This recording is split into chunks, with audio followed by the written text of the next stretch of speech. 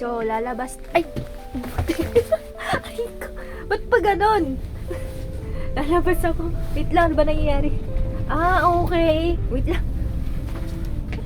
Oh, ay, nakakapit ako kasi pag ganon yung ano. So, ayan, nasa Deception Island. See? Palubog na yung snow. Pupunta tayo doon. Wait lang. So, ayun.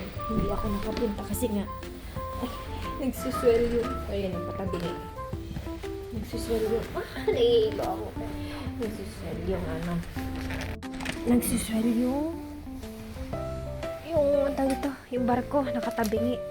Dahil masama ang panahon dito sa Deception Island. And look what happened to my cabin. Natumba na yan. Buti hindi natumba yun kasi may mainit dyan eh. So, ayan. Nahihilo ako dito pag nandito ako. Kaya ginagawa ko, lumalabas ako. So, napinuntahan ko doon sa deck till nakita ko yung visor ko doon. Sabi ko, I was scared. Kasi, nakakatabingi na ako. Pupunta ko pa pag ganun na ako. Kita siya nung kanina. Sabi ko, I was scared. That's why I'm here. Para sama-sama tayo. Kaloka. Ngayon di na masyado kasi nga, gumanon na siya. Baga, umikot. Pag-ikot niyang ganun. So, lahat ng pasahero, lahat ng guest na pupunta sa or titignan yung Deception Island is starboard side lang. Kasi sa port side is, ano na, kumbaga, pababa na siya. Ay, tabingin siya. So, pag mga guest na papunta dun, ay lalong gaganon eh. Siyempre, ibabalance eh. So, ayun, pinasarado na yung bow 5, 6, 7 kasi hindi talaga kaya. So, naka-safety ako pero pumunta pa rin ako doon. Sabi ng visor ko, halika, dito tayo. Oh my gosh. Paano pa kaya? Kasi may mas malala pa daw dito sa Hawaii. So, ay, oh my God. Sisik pa ako. Tignan mo. May ano ako dito. Naka-prepared na sisik lagi. Tapos sa bulsa ko, meron akong pang-amoy. See?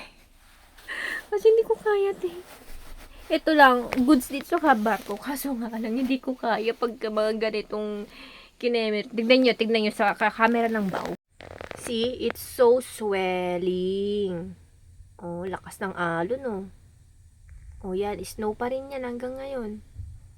So, hindi na ako magtatangkang pumunta sa deck 10 kasi kahit sabi mong madaming snow, pero worth it naman yung experience. Hindi ko kaya, baka kasi mamaya gumanon, ayan, ano ako, nasisikmura ako. Gumanon, syempre, baka may hindi ko mabalanse. Yung shoes namin, ano siya, steel to, pero hindi siya anti-slip eh. Ewan ko ba. So, bibili ako, sa sunod na sampa ko, bibili ako ng talagang pang anti-slip, tsaka pang, alam mo yun, pang snow kineme, ganun. So, di tayo makalabas ngayon dahil due to bad weather.